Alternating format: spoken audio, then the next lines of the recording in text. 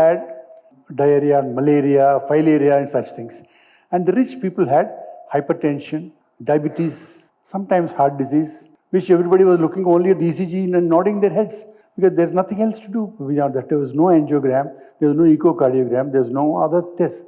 So people were living happily in that myth of health and disease.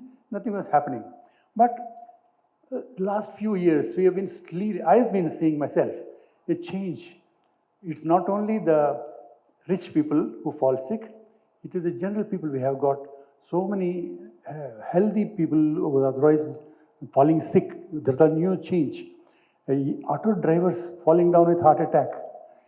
Can you imagine? He hardly has anything to eat and he's down with a heart attack. Where he's coming from? So students or actors, young actors, very well-to-do, eating the best of life, falling down in the gymnasium and dying. All these young IT professionals, they tell me, after being laid off from a job is very stressful. He says, I worked 5 years under great stress, and one day my manager comes and tells me, you are fired. You have to vacate the office. But what have you done? He says, last 5 years I was looking at your job. It's not worth having. Get lost. What a bad thing to leave a office and job after 5 years of work. But imagine, another person says, you got 5 minutes to live. I said, but what have you done? I have not lived. You have been eating trash last 5 years. That's what exactly is happening. The people have been on a wrong track possibly. Our grandmothers, grandfathers ate less, but we were living long. And here we are eating the best of cuisine. The hotels are so many that you can stop, breakfast at one place, lunch at a place, and down with so many other diseases. So obviously we are on the wrong track and we have to take a look. So I want to show you from doctor's point of view, what are the things that can go wrong with the heart that changes a person's life and lives of many people around them. Because I'm a cardiologist, let me start by. So this is the picture of CT coronary angiogram, which is a new test obviously, which we never saw before we came to Hyderabad. And it shows in a living heart as if it is there is a specimen on the table. It is actually patient is nice and happy, healthy and hearty. And you can see the arteries, each one of them. Now we have labeled each artery by name. We've got 3 coronary arteries and they are the life givers. If you buy a brand new house, you'll get a brand new plumbing. And the guarantor says, sir, your 10 years guarantee, nothing will go wrong. You are born with a lovely body, with arteries all over. And the Creator has given you 100 years of guarantee. That's your body. And here you see the healthy arteries on one side, the bottom one, and how nicely it's clean and it's supposed to take blood all through and no trouble at all. Whatever you eat, it digests, and whatever you don't, it's gone. Something happens, and the second picture, you can see that yellow streaks start coming inside the artery. These are the specks of cholesterol and where lipids getting stuck there. And the third one is they are encroaching onto lumen, and the fourth one is almost choked. No, this is not supposed to stay here. The rust should appear in a iron tube after many years. But these are the ones which are supposed to be lifelong. What is going wrong? Now, just imagine if you open an artery of a person during bypass surgery, look at the muck that is inside the artery. You see the artery which is all yellow, and you can't imagine how the poor blood with the red blood cells is running through the narrow gullies, worse than Sultan Bazar, isn't it? So there's no place for the RBC, WBC, nutrients to go through because the walls are all full of putty-like material, like paste. It is made out of cholesterol and various other unwelcome stuff. But how did it get there? Now, this is a cross-section I just wanted to show you briefly. The artery, each artery in our body, for that matter, each vein also, has got 3 layers. The outermost is called tunica adventitia. Tunica means dress. Tunica means coating. The outer one, the red one that they showed, that is the yellow and red one. That is the tunica adventitia. And then the next one is called tunica media, yellow one. And the white one is the tunica intima. Beyond that, it is only the lumen and a few cells there, so blood can flow freely. So it is a subintimal area between the intima and the internal elastic lamina there. That's of great interest to us because somehow the cholesterol, the bad cholesterol that you accumulated in your system seems to be going and getting stuck there. Why it goes there, we'll know about it. I'll tell you a bit later. But I think that is the crux of the problem. If somebody can stop that, we'll all have a beautiful future for the next 100 years. So this is a battle of atherosclerosis, and the battle starts in the subintimal layers of the small arteries. First, what happens is the cholesterol that is floating around in your body, somehow it becomes a bit more rebellious. It doesn't stay in the free cholesterol that's floating around. It starts to penetrate into the walls of the artery, like the pipes start leaking into the walls of the building. So instead of staying inside the lumen of the artery, the cholesterol starts to peep in between the layers of the artery, which is very, very bad. And once it reaches there, there are a lot of other guys there, the sentries. They immediately say, why are you, who are you, why are you coming here? These are macrophage cells. They immediately pounce on these cholesterol molecules and they know only one thing, eat them up. So the cholesterol is swallowed by these cells, macrophages. They are our soldiers. And each cell becomes swollen up. And each cell is now we call foam cell.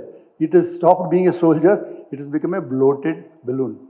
All these foam cells, now another force is there. They are called the antioxidants. These antioxidants run to the scene, what is happening here? And the antioxidants try to prevent the cholesterol from getting oxidized and getting this macrocyte to eat them up, and the foam cells increase in volume and clotting. So antioxidants try to do that, but antioxidants are less in number. They get used up. The body is not enough to produce the antioxidant in there, and our diet also is not rich in antioxidants. So we get a big problem there. The cholesterol in the wall slowly encroaches onto the lumen, and the person has a problem. So where is the problem? We do various tests. We got an ECG, and then we go to, most important thing is the angiogram. Here the angiogram, you can see the topmost artery, the main first one near the top, that is called the left vein artery. From there, one big one is called LAD, and the other ones are circumflex artery. You can see the as a pointer put there, 99% blocked in that one place. Why didn't it occur all over the place? It occurred at that particular place. Most probably it was turbulence was more, that's why it got eroded. But once it is closed, the man is going to have angina, chest pain. He's going down with a heart attack. Now here the right coronary artery. See, no, we call it a hanging artery. That means that place that where is so narrow that the single line of RBCs can go rather than a crowd driving through. Only a single line of cells can go through. And any moment if he just sneezes or if he gets annoyed with his wife, suddenly the artery will close. So this is life. 5 minutes, you're gone. So this is what we see. So meanwhile, the cell body is trying to repair. The body is trying to wonder what is happening. See, it is trying to pump in some antioxidant there. It is injecting some other substances, and various doctors also try to help if there is a block. There is something to dissolve the clot and something to improve the local circulation and sometimes to scaffold the wall so that they don't collapse. We call it stent. All these things are going on, but inevitable happens and the person has a heart attack. Now this is what a heart attack looks like on the wall. The dark one, which is supposed to be a beautiful round chamber, the wall has been eaten away. I mean, it's dead. That's why it becomes dark in color. It can be through and through. It's called transmural, or it could be partial thickness, like in this case. So it's got 3 layers. And red area is dead. The outside area is almost dead, waiting to die, and still outermost is called ischemia, that is suffering and shouting for help. So these are 3 areas: area of ischemia, injury, and death, all put together.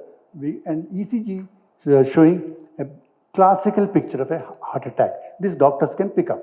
Now, what are the symptoms of this narrowing? The symptom narrowing can occur, as I told you. It can happen in the hand artery, leg artery, or in the heart. Brain, they have a cerebral infarction, stroke. So in the leg, they have a gangrene. So many things can happen because of only one particular gentleman. His name is cholesterol, right? So these are the symptoms, because patient can have chest pain, but need not. He can just die. You get a phone call, that's all. So sudden death is a very well-known phenomenon. Heart attack or heart blocks, hypertension, heart failure, so many things can happen because of this particular situation. Now, who are the likely suspects? We have got, now we can sit and say, oh, his father had a heart attack. That's why he has got. His grandfather, his whole family is like that. But that doesn't take away the heredity. Then smoking, yes, it's got a role. Then so many other things like what is the food that he is taking, that seems to be very, very important. Because something we have done wrong, which our ancestors had it right. They are all very healthy, and we at a young age, we are all in hospital. Ultimately, the patient says, doc, you think something wrong with my food? Then I said, firstly, you tell me how many people are there in the house. He says about 4 people. Okay. And what sort of oil do you buy? He says some name oil. And how much oil you buy? About 4-5 liters. Then I said, do you know what you are doing?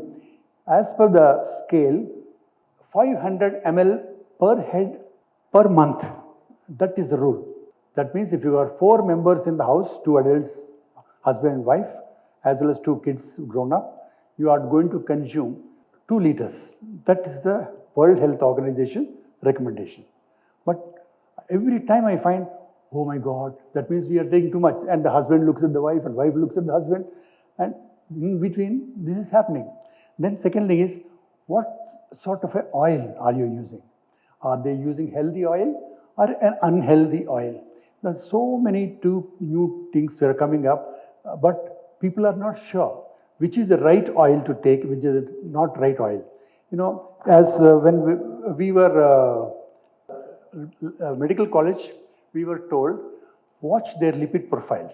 Now, this lipid profile, earlier we used to only do serum cholesterol. But later on, lipid profile came to be as a total cholesterol, triglycerides, HDL cholesterol, LDL cholesterol, and various other stuff. So I am a teacher at medical colleges, and when I try to tell the students, they all start writing down. He said, how do you know, sir, which is bad, which is good? I tell them, look, do you remember watching a picture, Sholay? Yeah, yes, a lot of people have picked Sholay. So he's the hero in the Sholay. They say Amitabh Bachchan, yeah. H is the hero, Amitabh Bachchan. He's good. He's going to protect. Who is the villain? Gabbar Singh. Where is the LDL cholesterol? He's Gabbar Singh. And who is Gabbar Singh's assistant who sits on the hillock and plays the flute? Samba. Are was Samba, remember? That Samba is the triglycerides. Okay. Now they'll never ever forget in their life when the patient's lipid profile comes.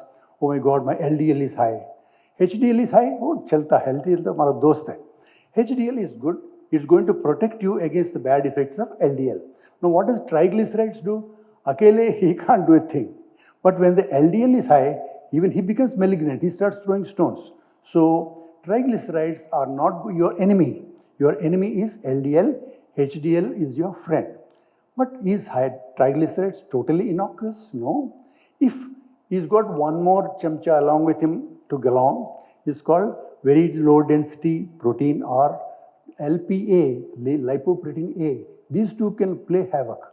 So when you look at the lipid profile, watch the triglycerides, and if the triglycerides is high as well as little LPA is high, then that means we have to give something else for that also.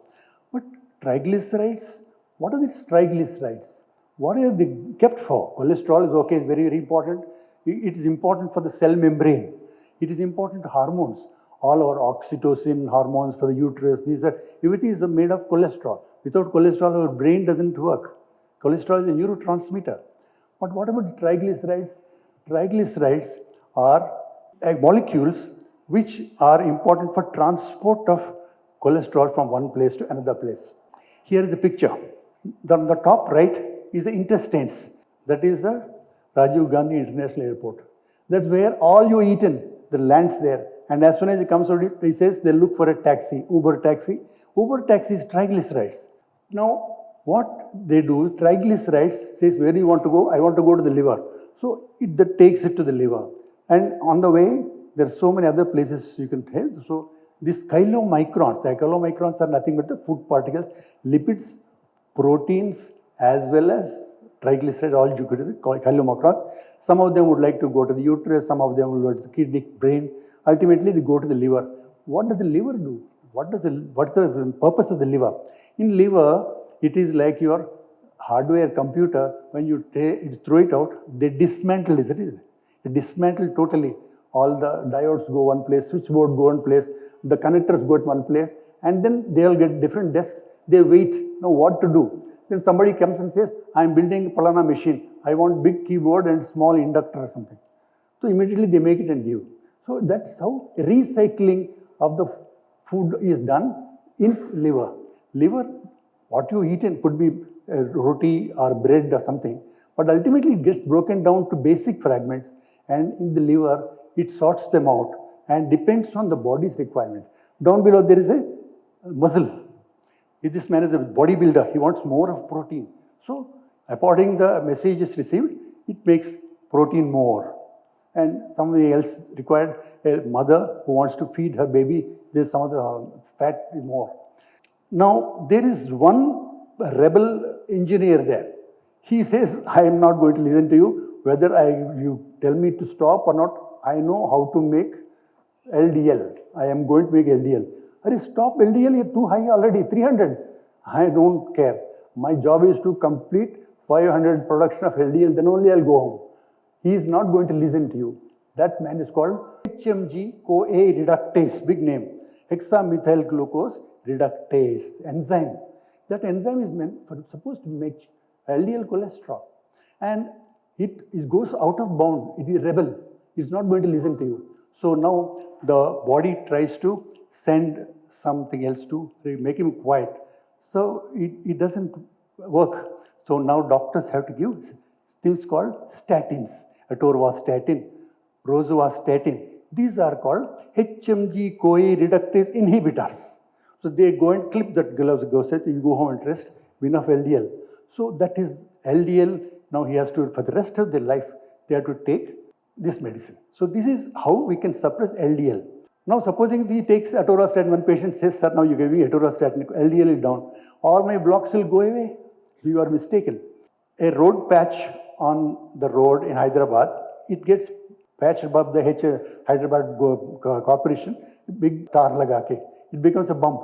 Now that bump is not going to go away with the next rain. So your blocks will not be dissolved by the atorvastatin. Once it forms the cholesterol plaque can only be taken away by the doctor, by balloon or stent or something. It cannot be undone by any medicines. Don't have that hopes. What you are doing is to prevent further deposition of cholesterol, you have to take for the rest of life LDL cholesterol inhibiting agent. Now this is the values. As I told you, our good friend HDL cholesterol, it should be as high as possible. 40, 60 is great. I have met people who have got 72, one person has got 100 also. I said, lucky you. The LDL cholesterol, this regularly we meet people, हम तो कुछ खाते ही नहीं साहब, वो देखो LDL cholesterol 130 is the limit, and you go 250, 300. So that's where treatment is required. And then triglycerides. Some people have got 300. I had a surgeon working with me. His triglycerides was 1000. He was living. He is not going to cause heart attack, but high triglycerides can occur in 5 conditions. Either he is drinking too much alcohol, or he is diabetic, or he is hypothyroid, or he is one of those conditions called familial hypertriglyceridemia, where everybody in the family has got that. If triglycerides are high, can they damage? Yes. They cause pancreatitis, indigestion, stones and all that. So triglycerides, beware of pancreatitis. Now, total cholesterol is as I told you. Mine says, Dr. Saab, everybody in my house eats the same oil. Now you are saying my heart attack is due to the oil. Why others are not getting it? Everybody poison, everybody should die. Why am I dying? Then this is the answer. Atherosclerosis is a complex process of interaction of cholesterol and the inflammatory process in the subintimal layers, and it generates in the vessel wall where it infiltrates, where it tries to infiltrate in the vessel wall, the body reacts, and the speed at which reacts, the exuberance of the reaction, that is dependent on the body's inflammatory mechanisms. Some people have got very high inflammatory response, they develop a plaque very fast. Others tolerate the excess cholesterol also. So that counters the difference of various populations. Some people with the same cholesterol, nothing happens. Some other persons get develop a block. So this is a traditional thing at our homes. We used to have, a person used to sell oil at home. And later on, palm oil, sunflower oil, these are traditional oils. And somehow they had all the properties of keeping the fatty acids low, as well as keeping the antioxidants high and protecting us from health and disease. And we know that there are many types of fatty acids. We've got the monounsaturated fatty acids, we've got the polyunsaturated fatty acids, and saturated fats are bad. Unsaturated fats are good, out of which polyunsaturated, monounsaturated, both are good. We should have a oil which is good in both these things. Coconut oil, so many new oils are coming. Now these people are claiming that our oil is made in big companies and exported here.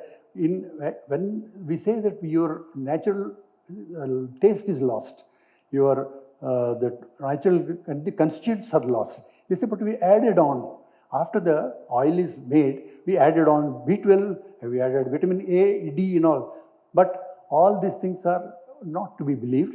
And I think in our countries where we have got traditional methods going from many centuries, I think traditional cold pressed oils still have got a good role. Now we should improve this particular industry and see that especially rice bran, that seems to be in a big thing now, made out of husk of the rice, and it's supposed to be so nutritive. All the buffaloes eat so much, nothing happens to them, they don't have any cholesterol. That's what is always surprising, that they eat so much grass and energy. Where is it coming from? Such a small grain of rice. Obviously, there are a lot of things hidden in nature. So, a lot of researches are going on in this research, and I'm waiting to hear most of the other speakers speak about this. And thank you for your patient hearing. It was a wonderful illustrative explanation you've given all of us here today. And may I invite the next panelist? We have Dr. Sayyida Nasreen. She is the HOD Nutrition UG from Madina Degree and PG College, Hyderabad. She has done her PhD in nutrition and is also a certified diabetic educator. She is also a member of the Board of Study in Nutrition OU. She has authored 2 recipe books and has about 10 papers to her credit. So please welcome Dr. Nasreen. At the outset, I would like to thank the organizers, especially Dr. Mateen, for having me here. It's a great pleasure to address all the people who are very much expert. Some people are here who are my inspiration or something and all. I remember when I was in PG, I was actually dying to do my internship under Harita ma'am, but I could not make it. And now sharing the days with her is just like something very special moment for me. So here we are.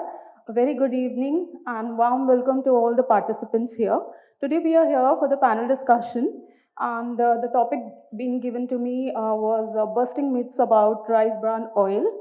And Dr. Mateen asked me to be a little bit make it shorter, and I will try, but in case I could not make it, kindly consider it as a side effect of being the academician.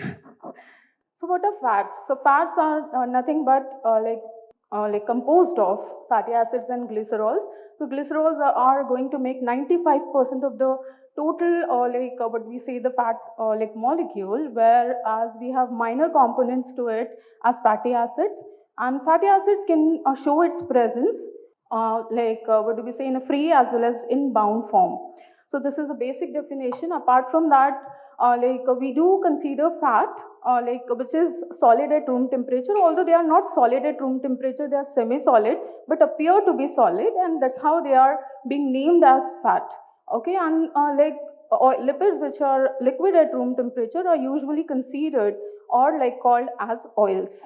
Coming to the brief classification, this slide is blurred and all. I'm sorry for that inconvenience. But what do we say? We do classify fats depending upon the fatty acid content, depending upon the sources we are going to procure them, and depending upon what do we say, the type. Okay, so first is fat which depending upon the fatty acids. So we do have saturated fats, we do have unsaturated fatty acids. So unsaturated fatty acid is something which is having what do we say, multiple double bond vacant and all, which can be paired up with certain other molecules and all. And saturated fat on the other hands doesn't have any vacant bond and all present with them. And then we do have essential fatty acids. That means we need to provide it through diet, and non-essential fatty acid is something which can be synthesized by our body. Then coming to the visible and invisible. So as the name implies, visible fat is something which we are adding to the food and all while preparation, while invisible fat is something which is inherent in the food, naturally present in it. Then we do have compound and derived fat also. So fats and fatty acids can further be discussed under two heads: saturated fatty acids as well as unsaturated fatty acids. So saturated fatty acids are animal source fatty acids and all. They are present in butter, oil, ghee, lard, etc. Then unsaturated fats can further be discussed as polyunsaturated and monounsaturated. As I already said, monounsaturated fatty acids are something which have only one single bond available to ethanol, and polyunsaturated fats will be having multiple double bonds present. And this is something like omega-3 and omega-6 fatty acids and all. We'll be discussing about it a bit later. Then we do have monounsaturated fatty acids which are present in nuts as well as olive oil, etc. So these are some of the sources of what do we say, the oil present in the food. So we do have what do we say, saturated fat sources: MUFA, PUFA, trans fat, and sterols as such. Now coming to the fat is having multiple functions to play in our body. It regulates your body temperature. It helps in synthesis of hormones. It is important what do we say, insulating material to your body, and so on. Then coming to the decision making. When we know fat is important, then how much fat we should eat and what fat or what oil I should include in my diet. So decision making is tough unless you have thorough knowledge of what do we say, the fatty acid components, its cooking qualities, its smoking point, and so on. So coming to the requirement of fat, so I'm just going to what we say, make it a little bit simple. So I just included 3 slides which are discussing about the WHO and FAO guidelines along with National Science Academy guidelines and ICMR, of course, because we are what do we say, have different setup of selecting oil or different criteria for selecting oil, as Indian cooking involves what we say, cooking food for long time and at higher temperatures. So these are the guidelines given by the National Science Academy, Washington DC, which suggests that 31 gram of oil to be given to an infant, and this particular guideline talks about the depends or what we say, equated depending upon the breast milk composition. Okay, and then we have what we say for infant from 6 to 12 years and all, around 31 gram of fat, which is which is equated, I must say, with breast milk as well as the supplementary food and all. Then before adults, it is the 20% of the total calories should be derived from the fat. It is some part of it to be derived from invisible fat, and some part of it is supposed to be derived from visible fat. So this is the WHO recommendation on the fatty acid. To make it simple, I have another slide with me. So this is ICMR guidelines and all, where we are talking that around 20% of the calories should be derived from fat and all for adult males and women. But in females and all, like we need to also talk about what do we say, women's in reproductive years, where the fat content is going to be a little bit more for her. And like here we go, this is the visible fat content in all, where 10% of the calories may talks about inclusion of 25 to 30 gram oil per day.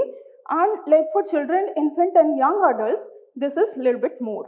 Now coming to, apart from the visible fat which is going to the food and all, we need to also what do we say, take into consideration that good fatty acid sources and all, like nuts and oily seeds and all, fishes, etc., need to be included. So this guideline given by ICMR suggests inclusion of fishes and fleshy foods, inclusion of egg and like non-vegetarian food, and it also talks about inclusion of nuts.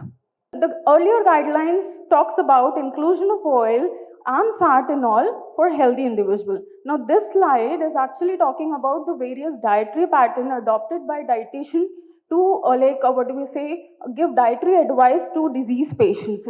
So over here in DASH diet, the fats and oil content is suggested to be around 10% of the total calories to be derived from fat. Now in the flexitarian diet, this oil composition is going up to 2 to 3 serving, which is again equated to 15 gram oil per day. Then we have Mediterranean diet and all, which is placed over here, talks about around 15 gram oil inclusion per day for the given individual and all, wants to have the beneficial effect of oil to retain or to sustain healthy life, I must say. Then we do have what do we say, nuts, as well as the oil suggested, the oil requirements suggested for the patients who are suffering with neurological disorders in a mild diet.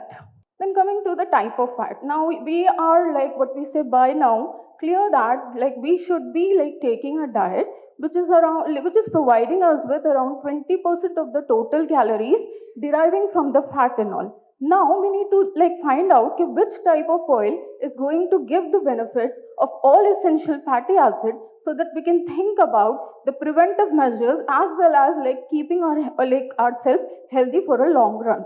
So in terms of quality, these are some of the sources and all of oils which are rich in a particular fatty acids. So for MOFA rich oil, we do have coconut, olive oil, canola oil, etc. And then we have some nuts. PUFA, we do have omega-3 and omega-6 and omega-3 fatty acids and all. And then saturated fat is there in coconut oil, palm oil, cheese, cream, egg, etc. Trans fatty acid is specifically present in those particular foods which are processed at high temperatures. Then coming to the types of oil, now it is very important to take a decision regarding selection of the oil and all. So whether we should go for a cold pressed oil, unrefined oil or refined oil. Now typically speaking, when we talk about cold pressed oil, these are the oil which are healthiest. But the thing is that it doesn't suit the setup where we are cooking the food on a very high temperatures. So when we talk about Indian cooking, we are preparing biryani, we are deep frying bhajis and all, rainy season, everybody would like to go for some hot snacks we are craving for these things and all. Now I cannot imagine cooking my bhajis or pakodis and all using olive oil, because it cannot withstand, or I must say the degradation process is going to get started in it when we are going to expose it to higher temperature, which is absolutely not good for health. So when we talk about unrefined oil, they are again a healthy option, but they are not stable. Degradation on exposure of higher temperature is going to bring about changes, which is of course not going to be a welcoming sign. Now coming to the refined oil, yes, when we talk about chemically refined oil and all, they are stable, they are not going to impart any flavor or texture, flavor or smell to the food and all. They are neutral, they are blind, and they do have better shelf lives when compared to the other two oils. So now I'm comparing the fatty acid content of various oils used in India for preparations and all. So we do have rice bran oil, we do have coconut oil and all. Let's make it a little bit more simple. So if you are able to see, the saturated fat content in these oils is comparably high. And then when we talk about what do we say, the other oils and all. But if we are seeing the rice bran oil over here, it has got all the balance of saturated fats, monounsaturated fats, and polyunsaturated fat. Thus, it is like something which is very much promising, very much healthy, and yes, for the sort of cooking we opt over here in India. So WHO recommendation, so 20 to 30% calories for men's, 20% calories for women in reproductive years. Then infant should be breastfed, and if at all it is formula feeds and all, the formula feed should mimic the fatty acid content of breast milk. Then coming to the like calorie contribution from different fatty acids. So we do have like up to 10% from SFA, less than 300 mg of dietary cholesterol like should be incorporated in all. Linolenic acid should be 4 to 10%. LA and ALA should be 5:1 in a ratio and all, which is considered beneficial for the heart health. Then replacing, now these are some of the guidelines given by WHO and FAO and all regarding like what do we say, the oil consumption worldwide. So replacing SFA with PUFA going to decrease LDL or reduces LDL and total cholesterol. Replacing SFA with carbohydrate decrease both LDL and total cholesterol. Replacing carbohydrate with MUFA increases HDL cholesterol. Minimum intake of essential fatty acids to prevent deficiency symptoms is around 2.5%. That means the total fat, what do we say, the percentage of calories in all derived from fat should be around this percent. Then coming to like the recent trends, it's not recent, but like I must say the trending thing in all, where we are talking about blending of oil. Now, why it is important? See, we want an oil which is healthy, have the benefits of all essential fatty acids, and which is like going to have that so-called heart benefits and all when we talk about consumption of oil. So ICMR guidelines suggest that we should mix our like regular oil with some sort of oil which is rich in MUFA. So these are the guidelines suggested by ICMR, where we can mix 70s to 30 is the ratio suggested in the study. And then we do have groundnuts, sesame oil, rice bran can be mixed with mustard oil, canola oil, soybean oil, and we can have palm oil plus soybean. Safflower, sunflower can be mixed with palm oil plus mustard oil. Then rice bran oil, the topic to discuss and all for which we all have gathered and all, is a unique edible vegetable oil because of its unique fatty acid composition, phenolic compound, and vitamin E composition. That is the reason why rice bran oil is a good and potent antioxidant. It has got hypocholesterolemic effect. It has like muscle strengthening effect. It has like hypoglycemic effect, and it also helps in regulating the muscle strength and stamina in so many athletes. Studies do suggest that like a supplement of gamma oryzanol have been shown to increase the muscle strength and stamina among athletes. Rice bran oil, the active chemical is oryzanol, having hypercholesterolemic and antioxidant property. So we do have rice, some of the myths and all which we are going to burst today is, so rice bran oil contain arsenic. So some of the studies conducted in Japan suggested that the arsenic content in rice bran oil is found to be far lesser than the WHO recommendation of 0.1 mg per day per liter. Okay, so this is something like and like the other product which were estimated for the count and all were found that they have far better, far more arsenic content than the oil itself. Then rice bran oil contains gluten. That's of course not correct. Gluten is a special protein which exists in endosperm of a grain and which is typically present in barley and wheat. So rice is devoid of gluten. The husk basically of any grain doesn't contain any gluten. So when we talk about rice bran oil, of course we can trust that fact that scientifically presence of gluten in rice bran as such is not possible, and if at all it is there, sometime it may be occur because of mixing of some wheat during cultivation, but otherwise rice bran oil doesn't contain any gluten present in it, so it causes flatulence and gas. So as a supplement, if you are going to make use of rice bran oil, rice bran, then there is a chance that some gas or flatulence may occur. So studies suggest that excess intake of rice bran, not oil, under inverted commas I would like to highlight, that as supplement, if you are going to use it for prolonged time or longer or extended period of time, then there are some chances that an individual may experience some sort of flatulence or gas. But with oil, that particular thing is ruled out. She's the convener of the Indian Dietetic Association, Telangana chapter. Harita is also the organizing secretary of AICNU and speaker in various forums, various conferences. She has also authored a lot of papers in various national and international journals and publications. I've also had the privilege of working the same concern with her, so our relationship goes back a long way. Thank you. Please take your place on the dais. I now call upon Chef Kiran Joshi. Chef Kiran Joshi is the founder of Dattatreya Hospitality Consultancy Services. He holds a bachelor's degree in culinary arts from India's best or most prestigious hotel management college. And he has been working on a cruise ship. He has also been associated as a faculty in a hotel management college.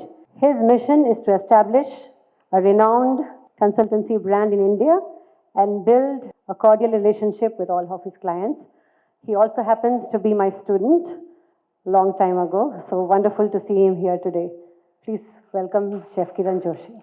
I now call upon the person who is behind today's event, Freedom Oil partner, Mr. P. Chandrasekhar Reddy is the Senior Vice President, Sales and Marketing at Gemini Edibles and Fats India Limited. He has more than 25 years exposure in various edible oil organizations. Mr. Reddy is a commerce graduate from Osmania University. He learned the nuances of business with an exposure to operations, trading, purchase, and logistics with ITC Agrotech. And his last assignment before this was with Akalmar Oils and Fats Limited as General Manager, Sales and Marketing. So a big round of applause to Mr. Chandrasekhar Reddy. I also now call upon Dr. Sitaram, who has already given his small talk today. So please, sir, please welcome to the dais. And the last panel member, Dr. Nasreen. I also call Ms. Manju. She is the senior journalist and she'll be moderating the panel discussion. Busting myths about cooking oils. We've heard Dr. Sitaram talk about heart health. We've heard Dr. Saida Nasreen talk about various things, various technical things. But what will we do after this? After the panel discussion, we will head for the high tea, where we are going to eat our samosas, our curry puffs, our manchurias, whatever it is. And that's where we will start our conversation. Are you all with me here? Yes? A yes, please? Yes. Oil is unhealthy and makes you fat. Myth or reality? Coming to the smoking point, is anybody in the room who knows what is smoking point? I am a pure Hyderabadi business-minded person, so I'm going to talk to you about reality. Okay, yes. I might be going out of the topic a bit, but then I had doctors giving the insightful knowledge about what is fat and how it helps, or what happens exactly inside our body and everything. But when we talk about business, bringing in the consulting aspect, anybody tell me that, if I serve you a hot French fries here right now, or a onion pakoda with a tea, will you have it or not? Yes. Everybody would like to have, right? So basically the thing is that sometimes emotion is related to the food in such a way that your health and other aspect you won't think of. Yes, but I don't disagree to the other doctors who have said that you need to know how much to eat and where to eat, how you have your balance into the diet. Coming to the question that ma'am asked about the smoking point, basically a smoking point means when a oil or any fat that you heat up, it converts into the smoke. That particular conversion point is called as smoking point. Now for different kind of foods, it's a different kind of things that you use. For example, you are having a pasta or a burger. There you will be using a butter, which has got a very low smoking point because it has got milk solids into it. Whereas when you go towards unsaturated fat, as the doctor said, the normal oils that you have it and in your home on regular basis, there it is basically high smoking point, which you are using it for the Indian tadka style cooking. In Desi language, if I have to tell you, it is a tadka style cooking. So for those or for Chinese cookery, everybody loves Chinese here. Is there anybody who can tell me that they don't love Chinese food? Chinese food is all done at high temperatures. You need high smoking point oils for that. So that's what about the smoking point I could say about it. Thank you. So which oil kind of would you? That now if you say Indian cuisine, I have different segment or cuisines that I can talk about. Say if you are a hardcore Punjabi, you would like your butter chicken or paneer butter masala to be cooked in mustard oil. If you are a hardcore Maharashtrian, you would want your misal pav or all those things to be cooked inside a peanut oil or probably a sunflower oil. If you are a proper Hyderabadi, you would like to have your whatever Kodi Vepudu or that sort, you would like to have it into your own style of whatever oil you are using at home. Maybe a refined oil is a normally used. Some people use also sesame seeds oil. In lot of South Indian houses, they make the pickles, and those pickles for the long lasting thing they use sesame seed oil into it. So it's basically culture that has helped people to, okay, my ancestors, my grandfathers, grandmothers have been using this for a long time. I am using the same. Just before entering this panel discussion and this room, we had a discussion. I had a discussion with Dr. Chandrasekhar, and then I was having a word with him. He just said, people have a myth about, why don't you use a palm oil? Palm oil. Okay. We said, it's basically in Indian mentality, palm oil is a cheap oil. But they will go to that mirchi bhaji ka stall and have the same mirchi bhaji cooked inside a palm oil. Their ruchi gold is okay. But when you are cooking at home or in a five-star hotel, you want butter, you want olive oil, you want sesame seed oil when you are having your Chinese food. So basically, that's a mindset that people have got into their mind. If I give you in a five-star hotel, say it is a IITC Kakatiya, I'll give you a palm oil in this place. You will say, boss, what I am paying for and what I am getting. Right? So that's a myth basically, and the mindset that people have. Right? Thank you. Thank you. Thank you. Let's go across to Dr. Colonel Sitaram. Sir, you often get patients. I mean, you obviously have to advise, although you're a doctor, you will also have to step into the food thing. So what is the biggest myth that you face when it comes to oil? Are people leaning towards rice bran oil? Is it the oil that you would recommend as a doctor, and why? Yeah, if I was in India, I think, as he said, we always look for a high smoking point, and we require all our vegetables and everything boiled in oil at high temperature. So I definitely go for rice bran oil, keeping in mind its protection to the heart, as well as in various neurological disorders. There are a lot of papers in Alzheimer's disease and where Parkinsonism disease, and so many people where it has helped because of the content, that it definitely helps neurological, cardiological illness. So if I was a Mediterranean, I would have possibly olive oil would have been better because they just sprinkle. They don't cook in that. So I think that's the correct point. So it's more suited for the Indian cuisine. More suitable for Indian is rice bran oil. It's very good. Right. Dr. Nasreen, there is a myth, I don't know if it's true, but I've heard that rice bran oil is also good for skin and hair and beauty. Or is that just hype? Can you tell us about it? Yes, it's correct. It's not a myth. Okay, like rice bran oil has got like very well balanced like a composition of vitamin E in a form of tocopherol and tocotrienol.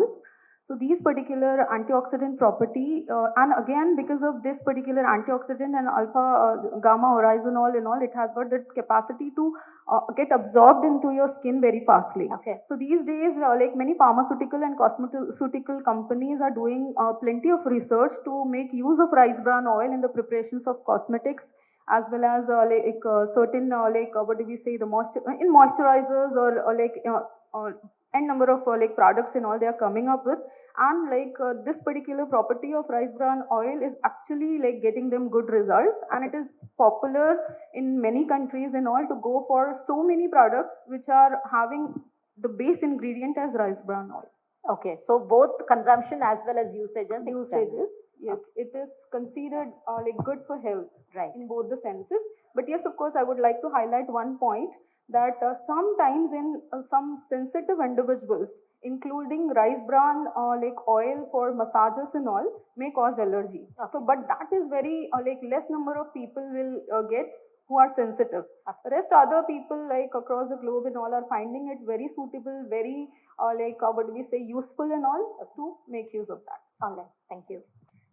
Ms. Harita, could you tell us like some myth that you often, I mean, you're a dietitian and you're often talking to patients and all kinds, I mean, even I'm sure you write in the media. So tell us one myth you face about this very local Indian oil that seems to have, I mean, we've been hearing about it for the last 7 to 8 years, at least that's been my this thing. So could you tell us a few myths you think people think about rice bran oil?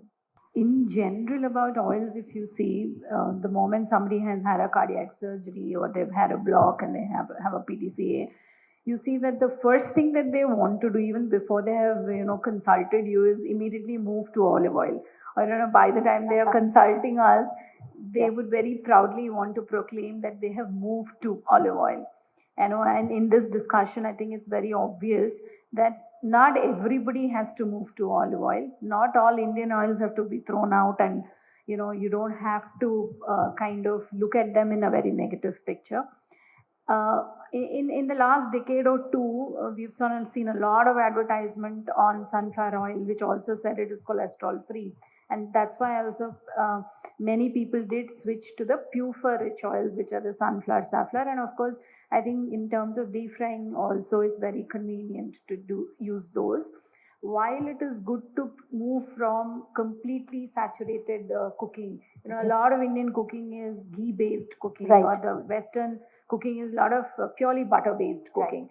You move from that to understanding that oils are better, which has been a very traditional practice. Right. But somewhere along we learned that groundnuts are bad, and therefore groundnut oil is bad. We moved away from using the sesame. Rice bran is something new.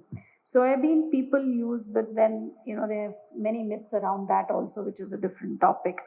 So the most common thing which we see is whenever we say to people that you can go ahead and use groundnut, you can go ahead and use rice bran oil, they feel that no, this is, I've had a cardiac problem, so I couldn't be using these. Okay. And forcefully switch themselves to olive oil. Also, olive is not a native oil. Right.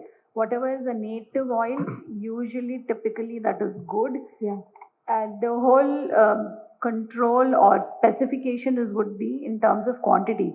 I'm surprised to see Dr. Sitaram also mentioned that in his slide, that you would want to restrict the total quantity and figure out what as a family we are having, Right. rather than for the individual. There's a family of 4, you want to restrict to 2 to 3 liters. Broadly, that is good enough, provided all the cooking is happening at home. These Right. days, people are eating 2 to 3 meals a day, a week outside. Yes. And then you don't know how much oil they are consuming, and then of course That's why as you should mentioned, from convince, where they are consuming. Yeah. That's why you should convince people like Kiran to use the right oil, so that even if we eat outside, our health is you're not worried about what Yeah, kind of oil. I think it's deep fried, which is the biggest concern primarily. So I would like to add one thing. So yesterday it happened to be, I didn't plan it to be, but then yesterday evening I was busy with one of the product development. We are developing few products for US market, and this was coincident. I didn't plan it that way, but then the order that I had put in for oil, I did not mention it refined oil or whatever. And the guy who purchased, my store manager who purchased the oil, he purchased rice bran oil ka 15 liter ka whole tin. And till night 12:30, all the cooking and everything was going on. So I reached back to home and I suddenly saw a date. I said, "Arey, it's already 18. Tomorrow I have to go for a panel discussion. Till then, it's not there in my mind that I have to attend this panel discussion, but it's because of work stress that is going on all the time. So already that step of using a rice bran oil has been taken since, because I have used it yesterday while product development. Now for every whatever, so it's a export batch that we are creating of 60 items, and everywhere the rice bran oil will be used, that's for sure. Nice. So you have incorporated into your product. Yeah, but it was unknowingly. Right. Thank you. Thank you. Sir, Mr. Chandrasekhar Reddy, now you're the man behind the oil that we often use at home. Now there is this notion that expensive is healthy. We all go to the fancy supermarkets, Q Mart, whatever mart. We would rather pick up Washington apples than, guavas or regi pandu, which also has an equally nutrition value. So tell us this myth. Why do we think that something expensive like olive oil is better than, maybe our local oil like a rice bran or other oils? Yeah, our marketing, sales and marketing, it has been tuned to such a way that what is expensive is healthy. Not only in the edible oil, cooking, everywhere. Expensive is at a better service provider, better value. But there are some smart people out there in the hotels and restaurants. They know how to find a good quality at the affordable prices also. And one practical example people do compare whenever I meet any friends, relatives at any function. Oh, you are working for an oil company. Tell me this. How is it possible that you offer any oil at 150 rupees? Today it is 150. Pardon me, it was few months ago it was 200 rupees. Now it's dropped to 150 rupees. I buy a peanut oil from the Kirana shop at 150, 120 rupees. Good quality. It varies from 100 to 150. And I go and give it to this Ganuga crushing and he gives me 300 grams. Hence it should be costing 450 rupees. You are selling very cheap. So hence it is not genuine. This is generally, he briefs all. But the irony is that most of us are missing that we don't buy at 150 rupees. Right. We means, anyway, we don't do the groundnut crushing, but we source a good quality of rice bran oil. Any miller buys directly from the farmer in a market yard. So also he buy it in the season. Like, practical example I can think of is, today tomato you are seeing it at 200 rupees kilo. But just move in October, you will see 2 rupees kilo, you will see us TV scrolling. Madanapalli farmers thrown tomato on the streets. That is the situation. That is the situation for every agriculture produce. So there are millers to catch at the right price. They cover up for the 4 or 5 months and do. Hence, and also when you give it to the local crusher, that mill, hand mill, you are also wasting the byproduct. Right. That fetches a value of, at today's terms, at least 20-30 rupees a kilo. Okay. So net, these are all of the savings to us, and we don't. We don't occasionally do. We do day in day out. When to buy, when to sell. All that is that. So hence, it is not that it is cheaper is not good. Right. So there are several examples. If you give me an option, what is generally myth is, another myth that I come across is, what oil is good? Is sunflower good? Rice bran good? Somehow I have been told, I've been practicing that, if you go to north, the mustard oil is good. If you go to somewhere in Gujarat, they consume cottonseed oil like crazy. For them, kapas oil is as better or as good as sunflower oil. So, as the scientists are discovering new kinds of oils, so unfortunately, but the olive oil has come because it's a high-priced thing. And then, there's also a myth that what is the Western world uses is the good. We tend to, explore that, flaunt with all the foreign brands also. The American brand. In Western UK brand, Japan brands like that. So, but this rice bran is a homegrown brand, homegrown oil. Today, Japan recognized as the most healthiest oil. Yeah. In fact, our association calls it as a wonder oil. It is because of that oryzanol, which you talked about. But Dr. Nasreen missed out at points. There is another micronutrient called Insetol, Okay. if I missed it, which is vitamin B8 or something. I'm not too good in technical. It is also good. So basically, rice bran oil has got all the vitamin, and tocopherols, tocotrienols has got in every oil. Right. But when it comes to rice bran oil, there's two micronutrient which is not available any other oil, which is arsenol and as well as inositol, right? So these two are only available in rice bran, which are proven. Still, there is a lot of research is happening. We have, in fact, on rice bran, I'm just slightly deviating of the myth. I'll come to the myth later. Rice bran I started growing from, making from Hyderabad. In 1960s, one of the industrialists from Hyderabad, he saw the bran. He had a mill, he had a bran, and he kept it in a newspaper. Okay. And he saw the oil traces in a newspaper. So he went to Germany, Lurgi, which is a famous oil extracting company then. Then oil was, he got the technology and he started. From 1960 to 1970 or something, it was only used for soap making. Wow. But in IICT, again another company from Hyderabad, IICT, Indian Institute of Chemical Technology, discovered it, that arsenal thing, NIN and all that, and made popular. Today it is gaining a lot of importance. But unfortunately, if all of us move to rice bran also, India doesn't have as much as rice bran as you want. And no other world, no other country produces, only India exports rice bran oil. Right. India exports to Europe, India exports to Japan. Only oil that we export is this, and as well as peanut oil. Coming to the myth, what oil is good? See, every oil is good. I can only tell practical aspects of it. What here academicians and doctors have said, I do not disagree. Sunflower oil is basically a darling oil for the housewife. It is, if you are keeping sunflower oil, you don't have to keep any other oil. It is for deep frying, it is for shallow frying. Yeah. I disagree with the salad dressing. Then another oil available is for peanut oil. You make a peanut oil with any chutney. I'm just giving you practical aspects of it. Because purely from marketing. Peanut chutney, just hotels may, peanut oil, peanut chutney, and long storage pickles. If you want to make avocado pickle or anything, nothing it beats. Even if you want to make a pulihora, you can make with the peanut oil. It tastes better than sunflower oil. Right. Coming to rice bran oil, it is basically a little more color. We don't like the high colored oils, but at the same time, we do use peanut oil, which is slightly higher in color. We do use mustard oil, which is higher in color. But when it comes to refined oil, you expect the color to be lower. Right. That is the beginning. So you're not meeting the beginning, but it is a fantastic oil. There's a tendency that, when you do a deep fry, so you need to do a proper heating up to maybe 200 degrees or something. And the possibility that some of the batches may have the foaming. Right. So, but whereas it comes to sunflower oil, absolutely foaming will not happen. Right. So that's how I try to clarify. But end of the day, at my home, I'm not able to change from sunflower to rice bran. So imagine how strong the sunflower is. So I just broke in the myths. So does the extra heating and processing, the chemical processing or the high temperature processing lead to loss of these nutrients like oryzanol?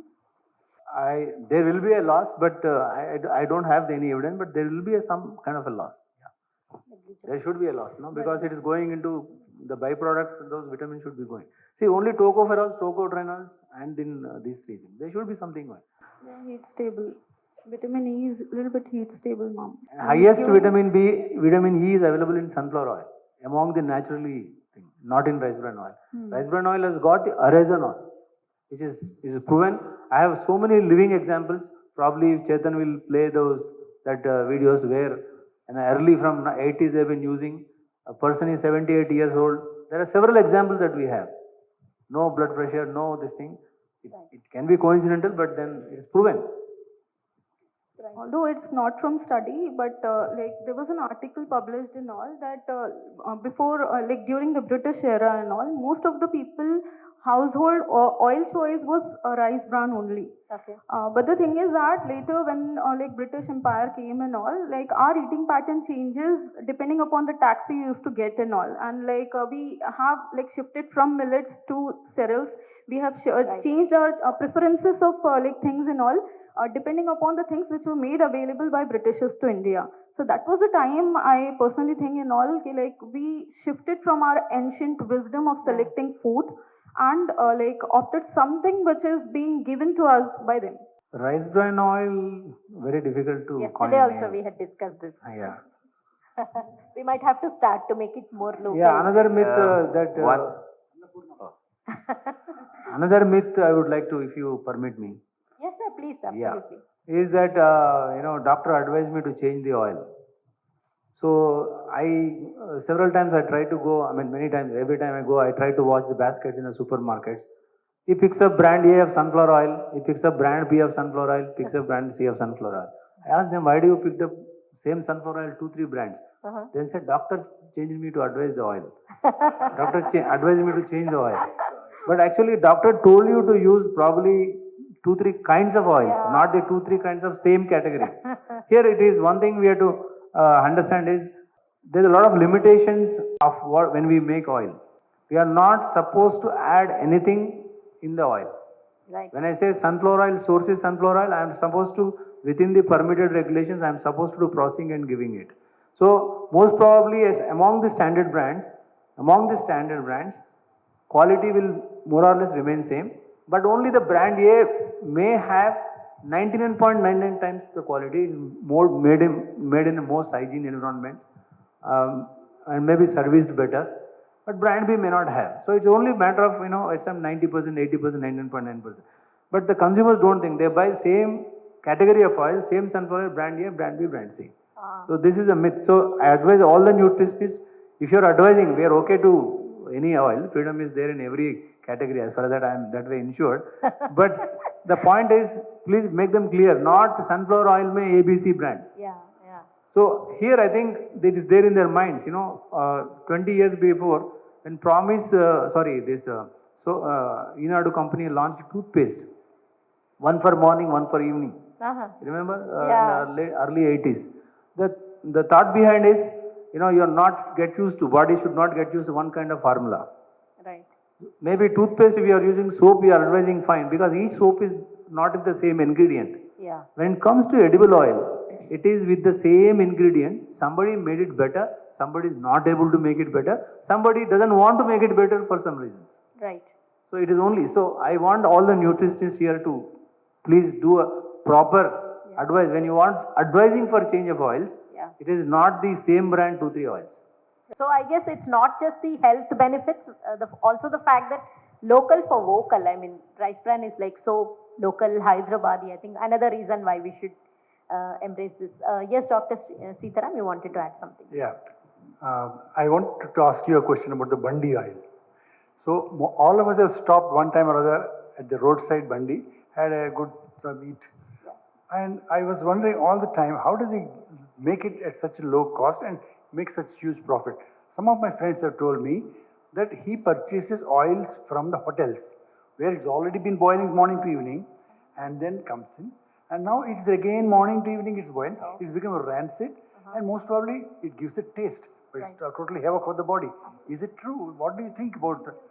Possible, quite possible. Because for us, it's okay, 1 or 2 snacks in a week or so. Yeah. But imagine a migrant laborer from Bihar, he comes and does his work, and he has every day a Bandi food and goes to sleep. Yeah. His system is gone to absolute havoc. What do you think? So here I would put some light on it. Basically, yes, I have been hearing this, and everywhere people are talking about this. This is, at least wherever I have worked and wherever I have given services, you can check my mobile. I have somebody called, he will come and buy the oil that you use. Okay. Now there is a certified company. They give a certification. This oil goes for some other crude oil processing work. So they come and place one stainless steel barrel over there outside your place, in an open place. You just have to use that oil, whichever oil you are using. After using it, once you think it is burnt. So basically, okay. In our case, what we do have, we have thermometers and the oil. Basically, it's a equipment which comes with the laser. It shows basically if the oil is good or not. Okay. and this equipment is used to check the oil. If you don't have that equipment, what you do is you use the oil for 3 days and then directly put it in that barrel. Okay. So that's how it is used. Like no hotel will give that oil to somebody on the street vendor or anybody. It doesn't make any sense to anyone. Because and whatever we resell through that barrel, I think I'm getting so much money that I can buy half barrel of the oil for my next 15 days. Okay. So yeah, we are not giving it to anybody. And okay, after you submit that barrel to them, they will give you a proper certification that it has been submitted to so and so company from this day, and for next barrel has been placed at the same place. So it's a good practice which has been happening, and I have not seen this in India for the first time. A lot of people don't know that this happens. When I was working for Abu Dhabi National Hotels Private Limited in Dubai, that was a time that I saw this for the first time. When I came back to India, we started doing it on a purposefully. Earlier in the start, people didn't support, but now most of them are supporting to this thing. So we are not selling oils to any vendors for sure. No, I guess Thank it you. was more like a general, I'm sure it must be happening. Like, Yeah. you know, I would, it's not that I'm taking it personally or anything. Yeah. I'm just Yeah. If saying you- on a if you- general, yeah. general term.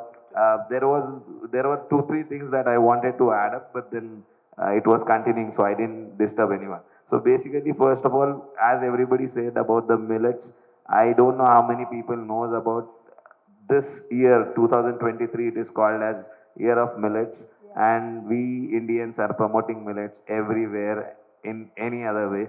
I am also contributing with one of the colleges where I was working as a faculty. We are coming out with a book. You don't have a specific book on millets which is done properly. Lot of people have just done the books just for the sake of it. We have started working 15 days back on the same, and we are going to work till December. Before December end, you will see a book coming out which will have more than 200 Indian recipes from every part of the cuisine or probably every part of India, and that book will be coming up in the month of December. Coming to the oils part, when he said about the salad oils, olive oil is basically it's a good oil. It's not anything that I would say, but then problem is the marketing is done in such a way that everybody says, okay, butter, olive oil, because we are Indians, we want to follow somebody else. We don't have our own this thing. A lot of houses, like I can tell you, a lot of my relatives, they use only ghee for cooking food. They say, I don't want to use any oil, only ghee. And I have seen this. When it comes to, say, our salad oils, nobody knows about flaxseed oil, or we won't speak about it. But flaxseed oil is something that you don't cook. It is only and only used for the salad preparation. And it is very nutritive. It is very nutritive. Even in place of egg, lot of people have a myth saying that only egg can help you to make a cake. Use flaxseed powder for making a cake, and you will be astonished by seeing that how the egg albumin, what is a white egg white, is replaced with the flaxseed powder and water just mixed together. Okay. Thank you very much. Right. Thank you. Thank you for those. And in fact, you're talking about millets. In fact, even Telangana used to eat millets until we had Chief Minister N.T. Ramarao giving the 2 rupee rice. It was a great political move. Once he announced rupees 2 free rice, all people who were eating millets very smartly moved to the rice, and now again we'll have to get them back to millets. Ma'am, that also is because of the color. We Indians are very well, attracted towards white color. Yeah. You see people wearing khadar ka shirt, khadar ka pant, white. You see people having cream. Again, they feel it is rich, posh. So why, rice looks... Everything, paneer, milk, everything.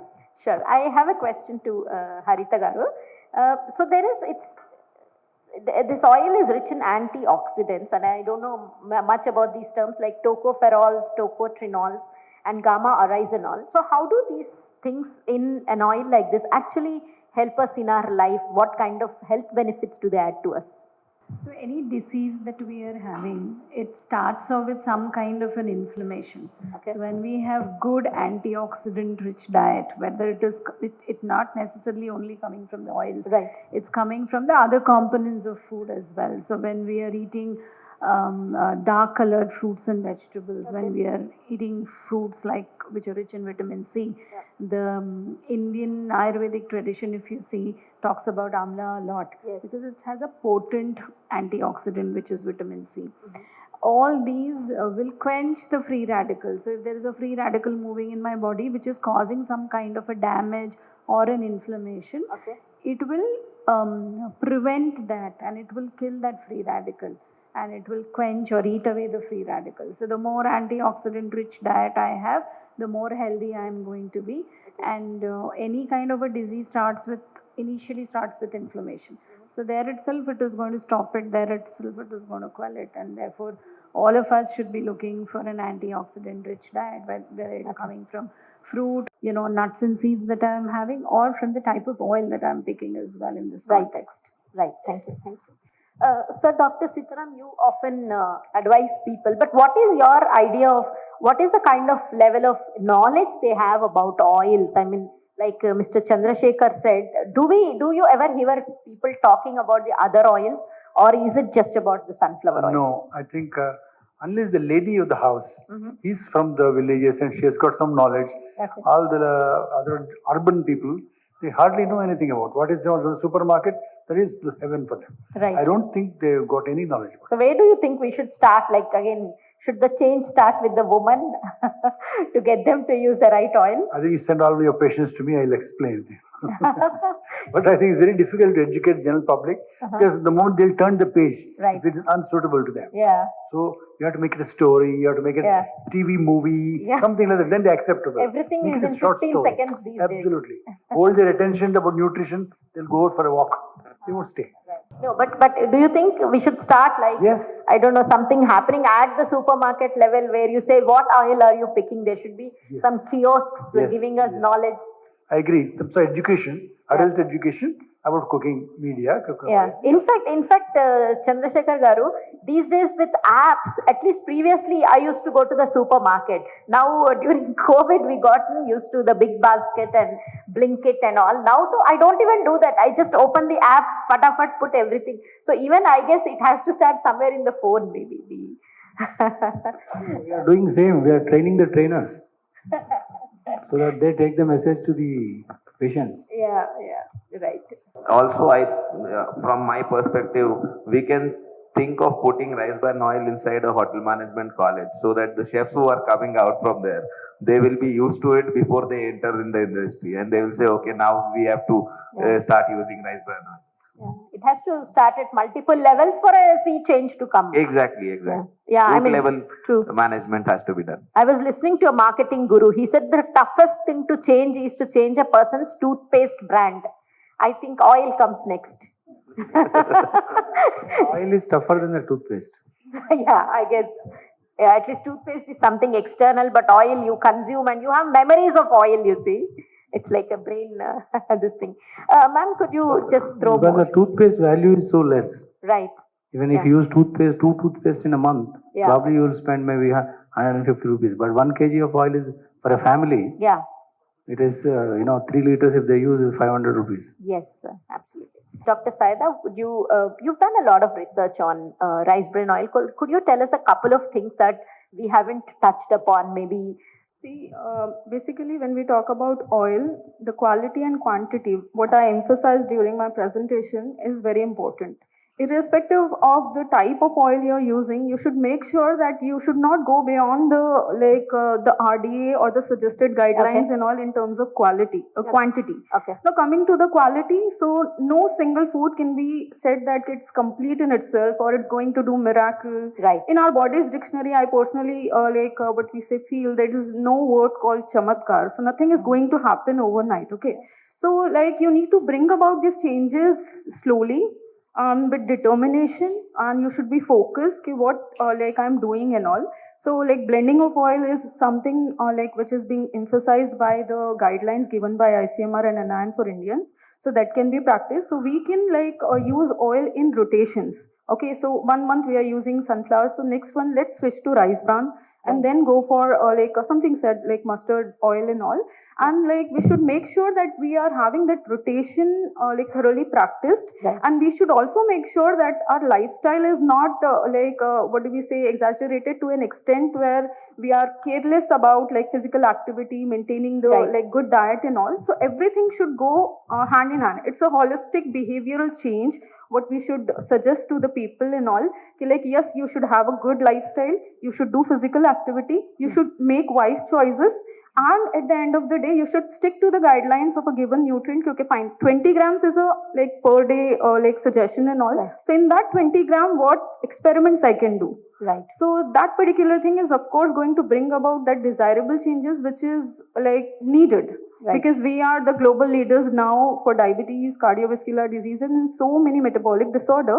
It's a time like we should bring about that change to the lives of the people, where like what do we say, they'll be practicing and preaching the good habits as it's being said in like classics and all as well. So we used to practice like some thing called as satmeva like ahara and all in olden days and all. So that used to have like all the like colorful platter, the rainbow revolution, what these days we have name, a fancy name being given to it and all.